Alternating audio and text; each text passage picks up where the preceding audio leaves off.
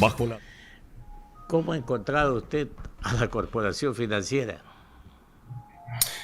Como buen contador, yo mismo empecé a revisar las carpetas en el mes de julio de los 30 deudores más grandes que tiene la Corporación Financiera Nacional.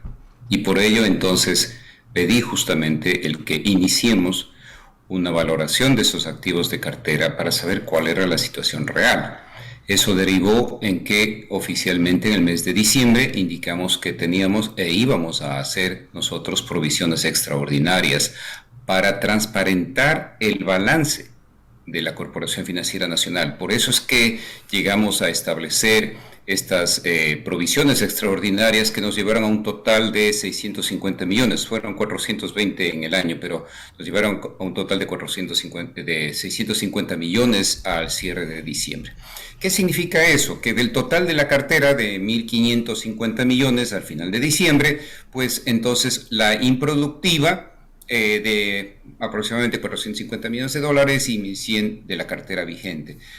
Pero el otro ingrediente que hay que incorporar, y que lo hicimos, es que en juicios coactivos, o sea, tenemos como 1.200 juicios en coactiva, pero de esos, aproximadamente, digamos, 99 suman más de 400 millones de dólares.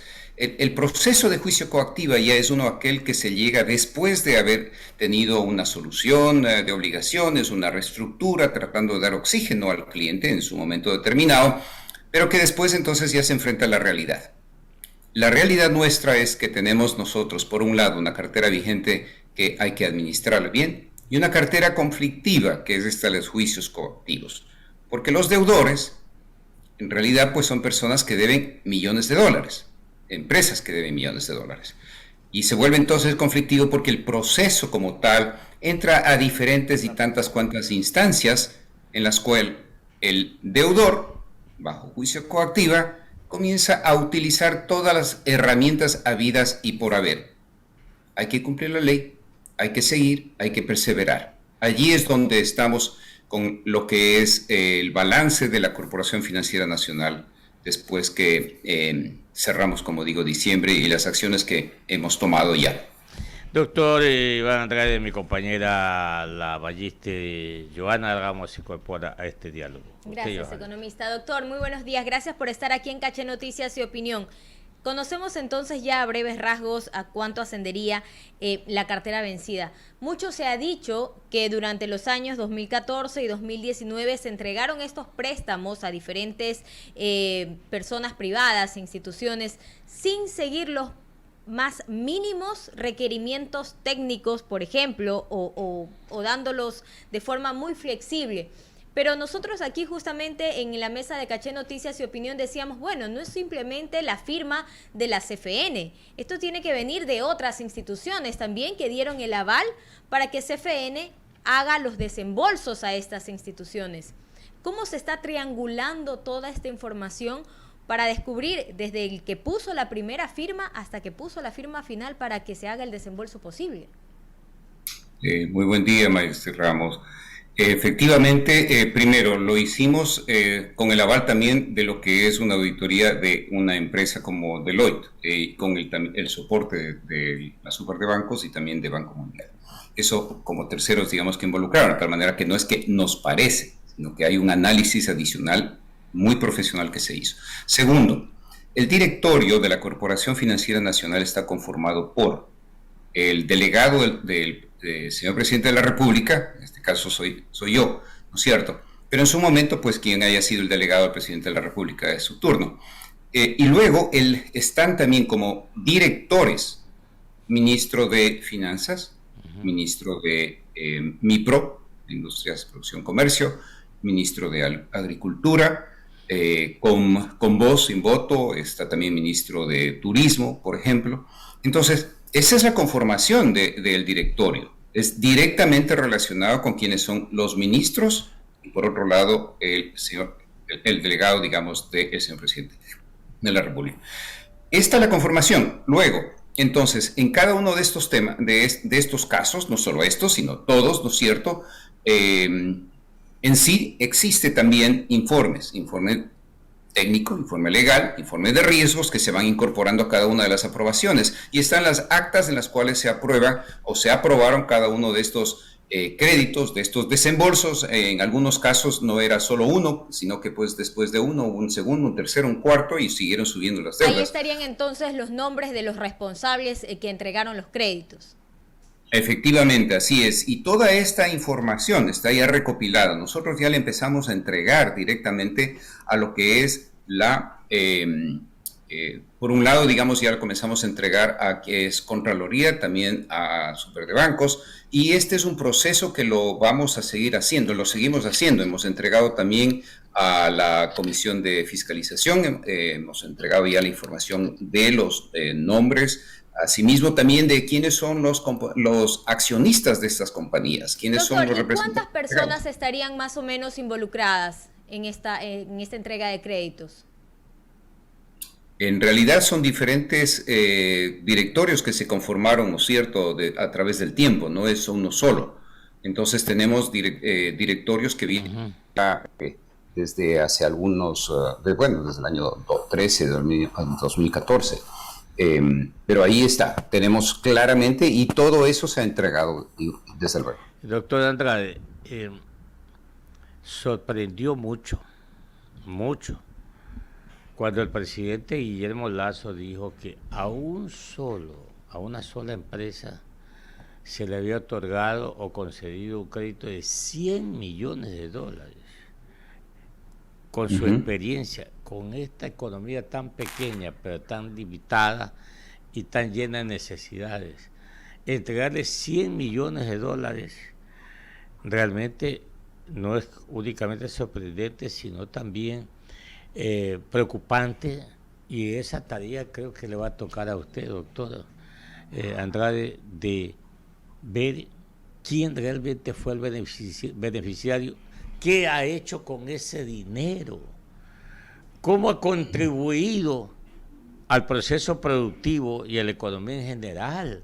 $100 millones, ya, y si está pagando o ha pagado. Todas estas cosas sí quisiéramos saber los ciudadanos ecuatorianos, porque en su momento el presidente Guillermo Lasso dijo: vamos a sincerar al país, particularmente a la economía. Y usted es un hombre de bien con mucha experiencia, ¿ya? Entonces, ¿cuál van a ser las... cómo usted está armando el tinglado, como se dice comúnmente, para llegar a saber qué han hecho con esos 100 millones, por ejemplo? Si me permite, voy a tratar de topar tal vez dos casos diferentes en su origen. El primero es aquel justamente del crédito que se dio a lo que se conformó como Cooperativa de Trabajadores de la Clementina. Esta es una transacción en el 2013 en donde se les ofrece, realmente que no entiendo cuál es la manera como se definió eso, pero en realidad lo podríamos todos elucubrar. Pero decide que se le van a entregar una tierra de la Hacienda Clementina a la cooperativa, que está conformada por 1.800 trabajadores en la Clementina. Y, entre otras, o se negocia o no se les paga todo lo que eran los haberes, digamos, laborales en su momento, para quebrar lo que era su relación de trabajo anterior. Y en ese rato se crea una operación de crédito de más de prácticamente de $80 millones. En el transcurso del tiempo ha seguido subiendo a 5.90, 5.100, pero eso como tal, un engaño.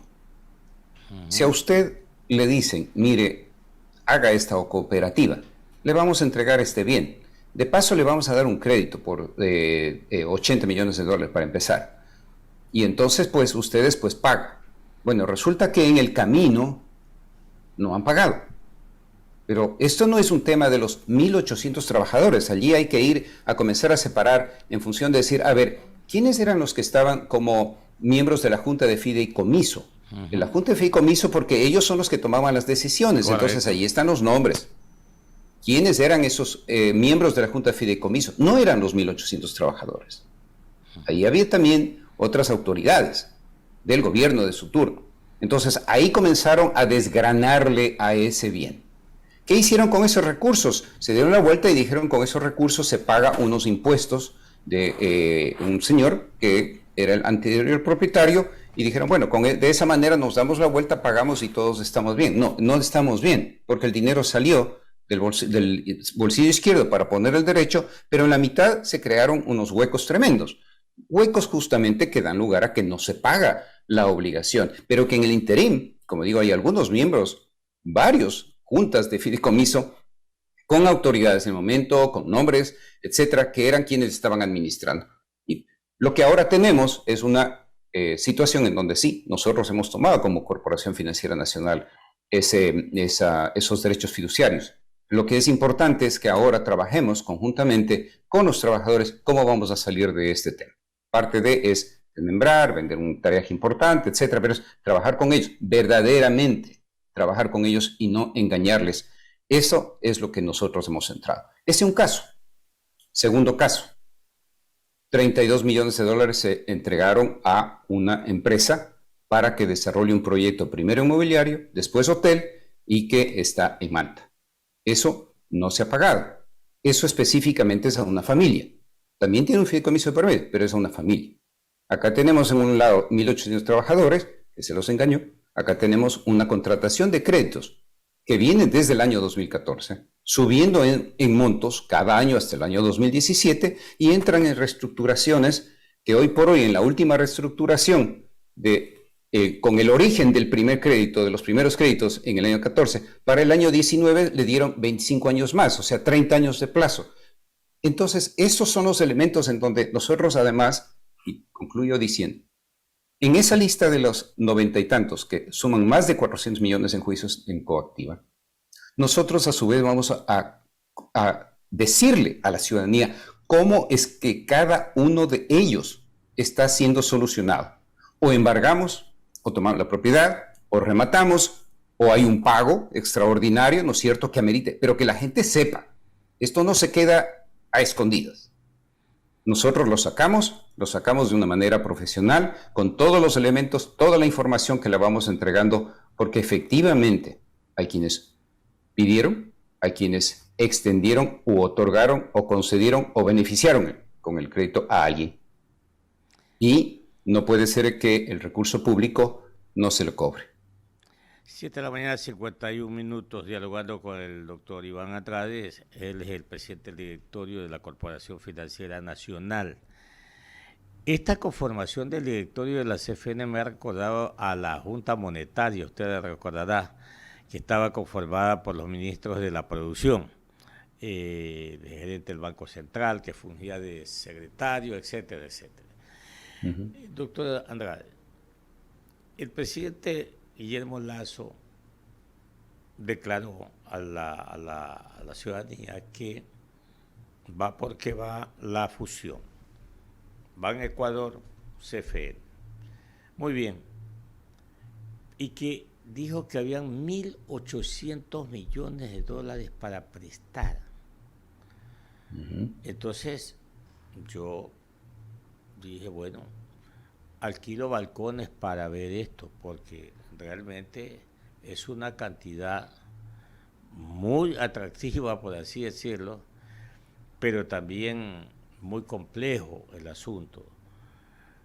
¿Cómo vamos a capitalizar realmente esta fusión, doctor Iván Andrade, para, yo diría, reconstruir un poco esto y que este nuevo ente financiero, que sería el Banco Nacional de Fomento y Económico, pueda acceder al mercado de los distintos actores, de los distintos sectores de la producción y pueda entregar créditos básicamente productivos, porque el Ecuador necesita es producir. El Ecuador necesita crecer económicamente, su Producto Interno Bruto. No puede, ahora mismo, como usted sabe, el Banco Central se fijó una meta de crecimiento para este año, es 2.8%. pero nunca pensó en una guerra Rusia-Ucrania, por ejemplo. Ni nunca pensó que las distintas economías desarrolladas iban a un proceso inflacionario como están en estos momentos.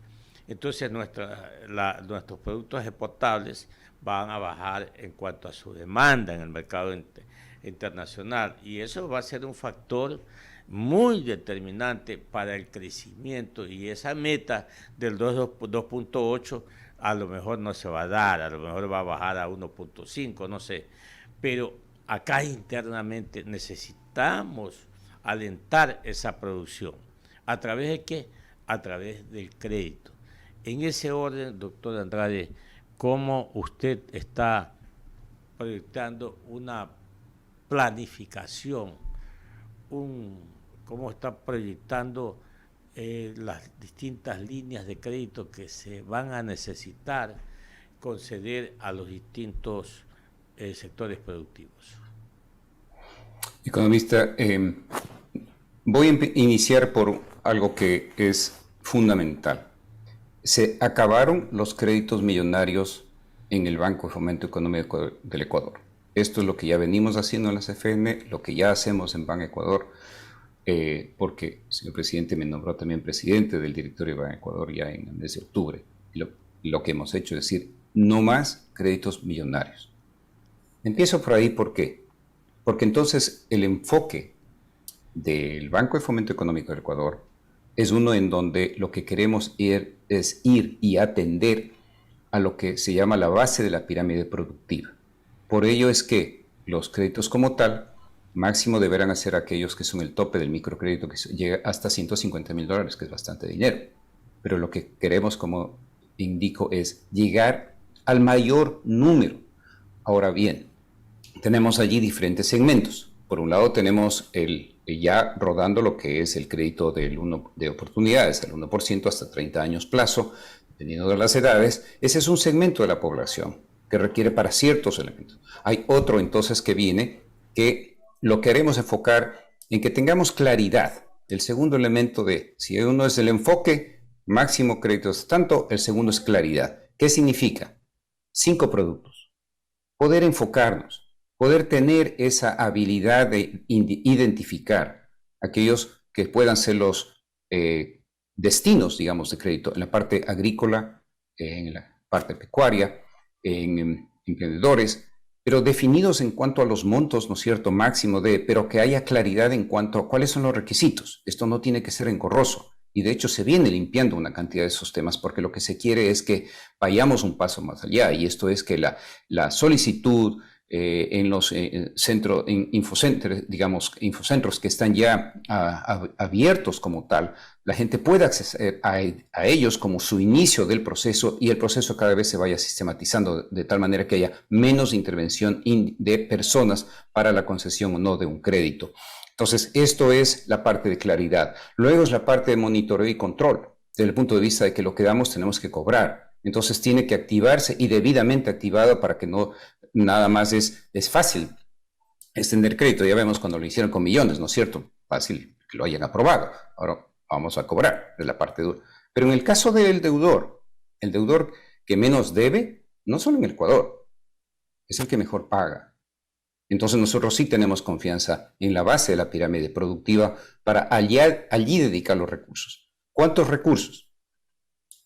Para ratificar, el mes de marzo cerramos combinadamente con $5.100 millones en activos totales en el banco combinado, como números, porque ya los comenzamos a unir. En fondos disponibles e inversiones de la cuenta 13, que son inversiones líquidas, allí entre los dos tenemos realmente ya más de $1.800 millones al cierre de marzo. Adicionalmente tenemos 2.100 millones que son de cartera neta, ya después de provisiones. No es la total a cobrar, es solamente la cartera neta después de provisiones. Y por otro lado tenemos aproximadamente $1.000 millones, 950, que son al cierre de marzo otros activos. Esas son inversiones que están en el balance nuestro, que también son recursos importantes que los vamos a tener para el mismo fin. Esto en cuanto a cuál es el objetivo, cuál es el enfoque que queremos tener, la claridad con la que queremos llevar los temas y los recursos que contamos.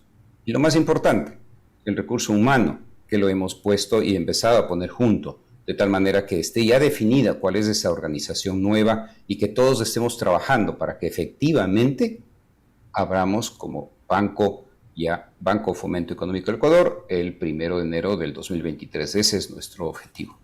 7 de la mañana, 59 minutos para terminar este fructífero diálogo con usted, doctor Iván Andrade. Vamos a esto que es importantísimo. El precio por el uso del dinero, la tasa de interés. Hoy este crédito del 1% a 30 años está subsidiado más o menos 15%. Eso es lo que subsidia el Estado ecuatoriano a quien ha captado este crédito hasta $5.000. Perfecto. Y usted sabe perfectamente bien que la banca privada no puede hacer esto o dar estos créditos a largo plazo, casualmente porque el dinero no es de la banca, sino de los clientes, ¿ya? Y lo que hace la banca privada es entregar créditos o conceder créditos para el consumo, que son de mediano plazo. Pero la tasa de interés es alta.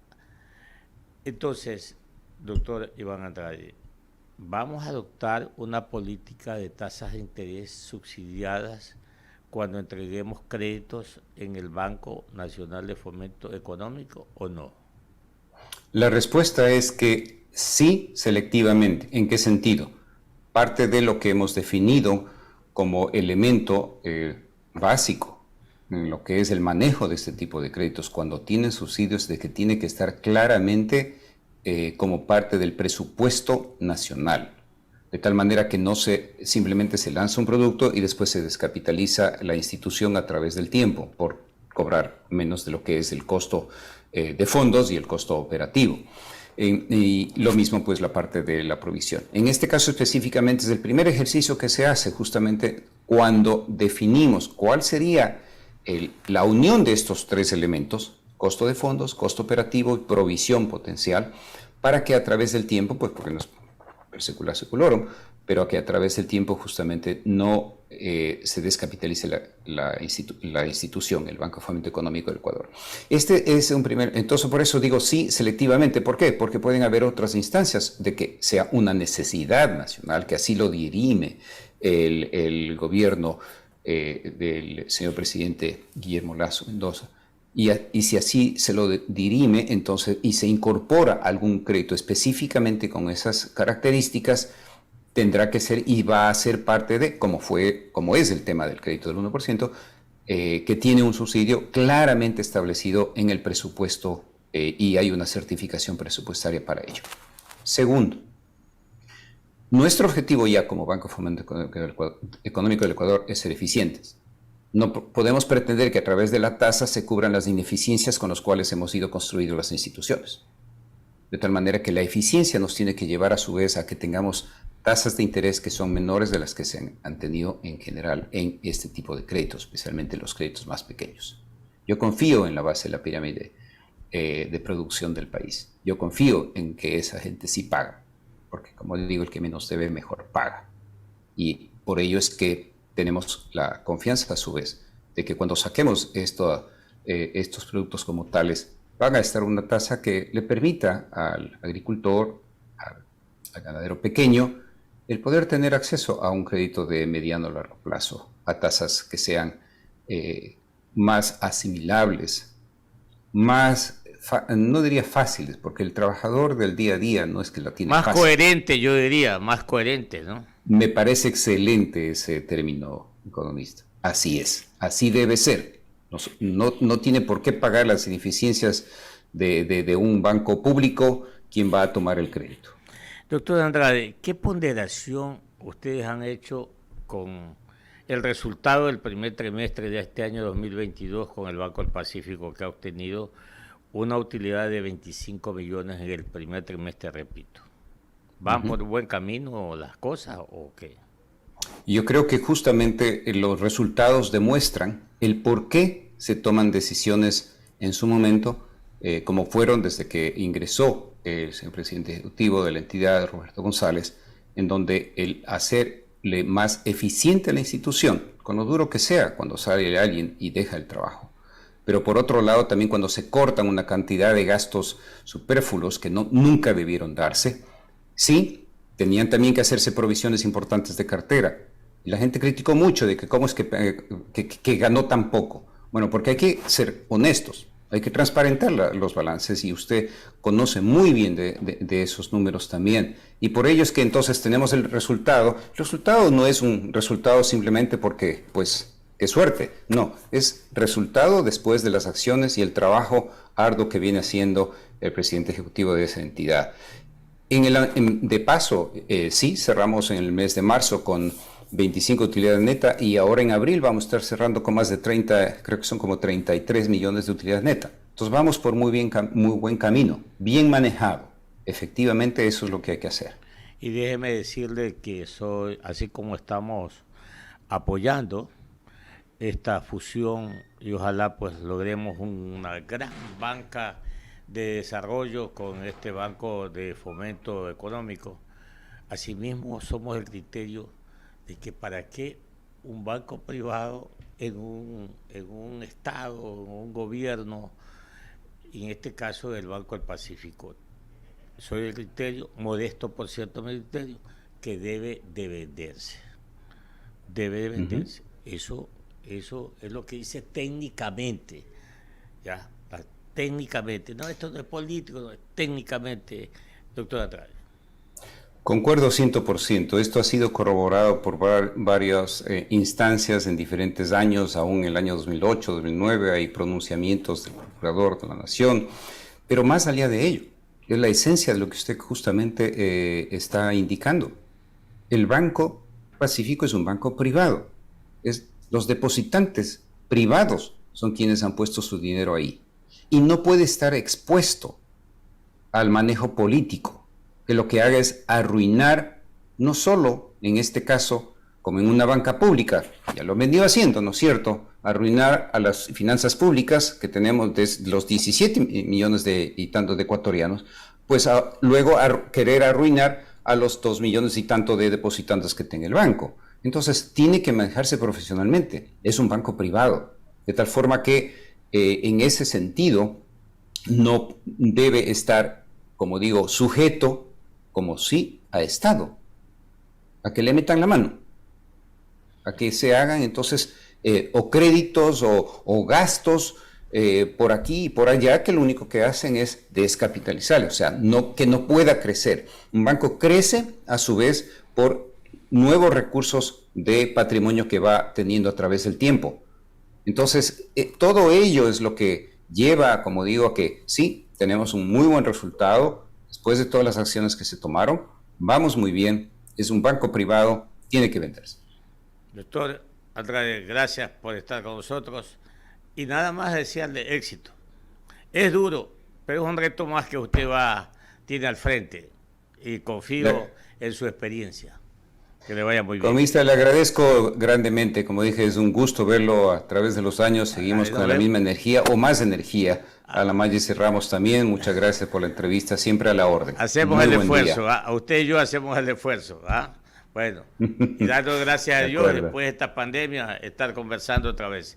Que le vaya muy bien. Muchas gracias. Buen día.